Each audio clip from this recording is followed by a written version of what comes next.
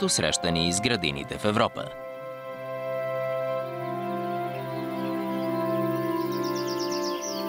Но тези марали не са градински украшения. Дошли са на паша. Те също са застрашени.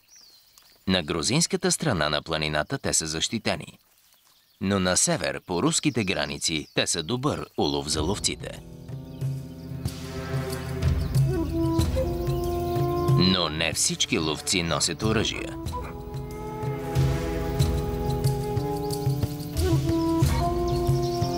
Евразийският рис е най-големият в семейството на рисовете. 30 000 от тях кръстосват руските земи, повече отколкото в целия свят. Не много успокоително за маралите. Но точно сега тази млада майка не ловува. Тя води 6-седмичните си малки на една от първите им екскурзии, независимо дали им харесва или не.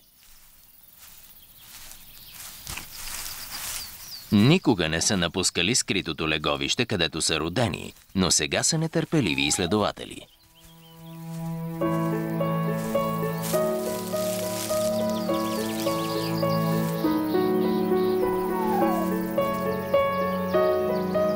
Кутило от 2 котенца е нормално и майката не би трябвало да има проблем с отглеждането им.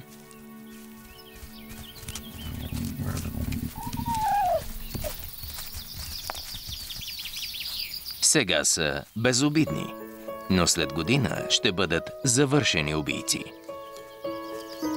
А вечерята им ще изглежда горе-долу така.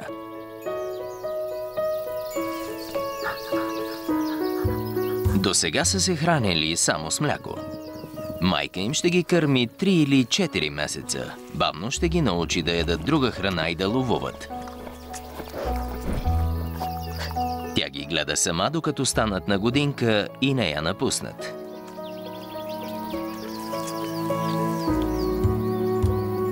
Мъжките рисове не играят роля в отглеждането.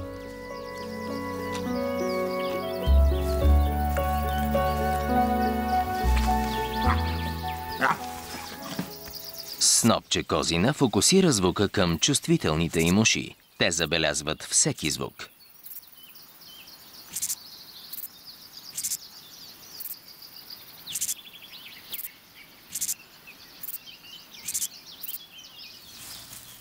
Окраската им тъкмо се появява. Когато са на около 11 седмици, тези котки ще бъдат трудно забележими. Докато малките си играят, майка им внимава за опасности или вечеря.